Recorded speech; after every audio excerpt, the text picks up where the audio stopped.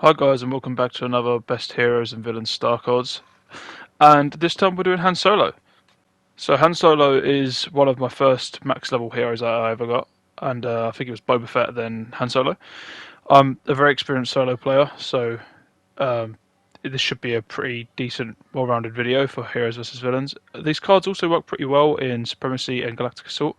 Obviously, these cards are just to my playstyle. They might not work for you, but give them a try. Try it out. Let me know how it goes for you, and hopefully you get a little bit better with Han Solo. So let's get into this. So first up, we have Heavily Modified Blaster. An improved capacitor allows Han Solo's 𝗕𝗶𝘀𝘁 to build up less heat when firing. Overheat reduction 25%. This card's obviously really good because that means you can fire the blaster more times before it overheats. This just means that you've got more time to get a kill than normal, because if your gun's overheating, that means you can't defend yourself because you don't have a weapon.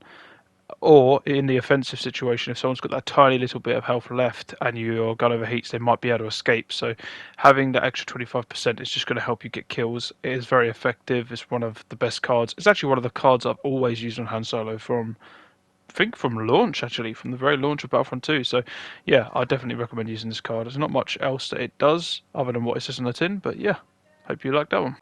So next up we have Air Burst. The Detonite charge will deal bonus damage if detonated before attaching to a surface. Damage increased 20%. The reason this card is also so good is because the damage of Detonite charge is pretty high anyway, and most of the times when you're going to be using it, you don't really want it to attach to a surface and just leave it there, because the risk of not hitting something or getting the maximum amount of damage on them is just too high.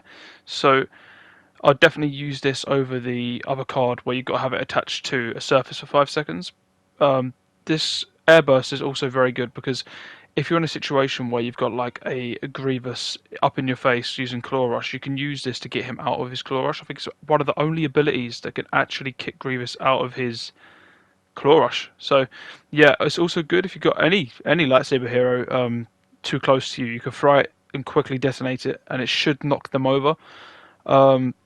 And give you some space. Then you can also follow it up with a shoulder charge just to get them away from you again, and then just keep shooting and rolling. Obviously, with Han Solo, the key is to roll a lot as well. So there's not too much I can say about this card other than it increases the damage when you detonate it in the air. It is very, very useful.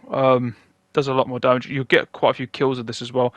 It's good in Supremacy, good in Heroes vs Villains. It's pretty much a well-rounded card, as where most of Han Solo's cards are actually.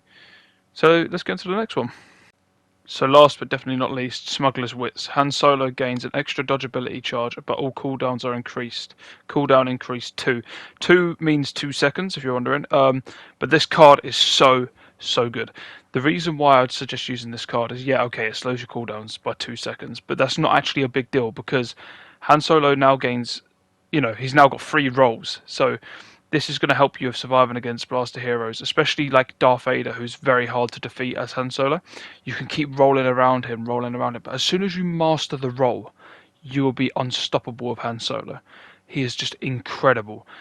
So yeah, what I would do if I was you, I'd practice my rolling. Han Solo is not one of them heroes that should be used just sitting back. He should be getting in the mix of the battle with your teammates. Obviously, don't go in a 1v4 situation on your own. Make sure you got your team with you, but don't be one of them players that just sits back on, for example, like on Endor, like the gameplay you're seeing. Don't be one of them players that sits back by the AT-AT, just not helping your team. Get in there and help. He is so good. His blaster's got high damage. He's got his rolls. He's got his detonite charge. He's got his shoulder charge.